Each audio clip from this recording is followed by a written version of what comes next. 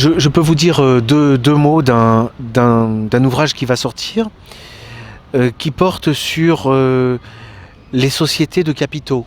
Hein. C'est en tant que les sociétés de capitaux sont, on le conçoit facilement, un rouage essentiel du capitalisme mondial. Cet ouvrage, il sort sous l'égide des leçons de droit chez Contre-Culture. Ce sont les leçons de droit numéro 2. Et l'entreprise que j'ai commencée à propos de la famille, je la poursuis dans le domaine donc du droit des sociétés et du droit des obligations, en expliquant que la société capitaliste, au sens de l'instrument de l'homme d'affaires, hein, en soi ce n'est pas un mauvais instrument, c'est quelque chose de bon, mais ça a été complètement subverti, détourné et falsifié. Et ça, de même que pour la famille, on l'observe de manière timide sur une durée de plus de 1000 ans, hein, de 1000 à 1500 ans. On voit petit à petit les choses se mettre en place, jusqu'à aboutir à la situation que nous connaissons actuellement, que je peux résumer et qui correspondent à chacune des 3 parties de mon ouvrage. D'abord, ce qu'on appelle les actions, c'est-à-dire le fait pour une personne d'avoir une part dans une société. Les actions sont devenues véritablement du vent. C'est-à-dire que l'on vend aux gens du vide.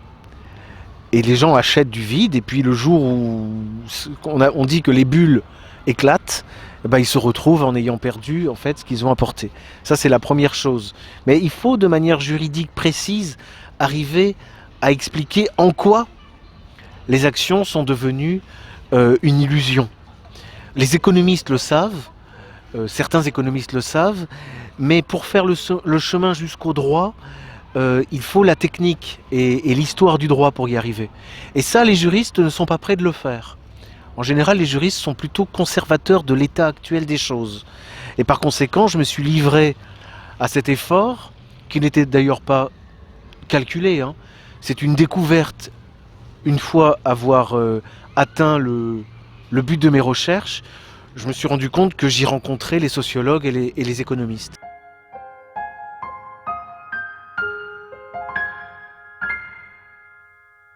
Le deuxième plan, c'est sur le contrat de société, qui autrefois était donc un accord entre des personnes et qui est devenu une entité.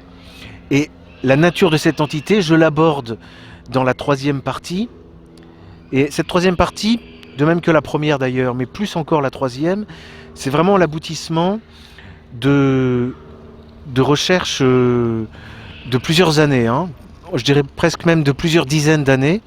Et j'analyse comment on arrive à créer des personnes fictives.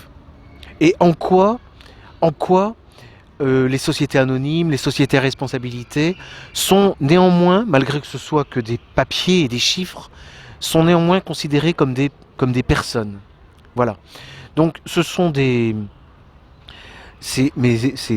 le compte-rendu de ces recherches, hein, sont destinés aux juristes, mais j'essaie de prendre les choses de manière tellement élémentaire que normalement même un non-juriste, en avançant pas à pas, parce que j'avoue que certains développements sont assez denses, un non-juriste peut, au terme des développements que je lui propose, en réalité suivre une véritable initiation au droit.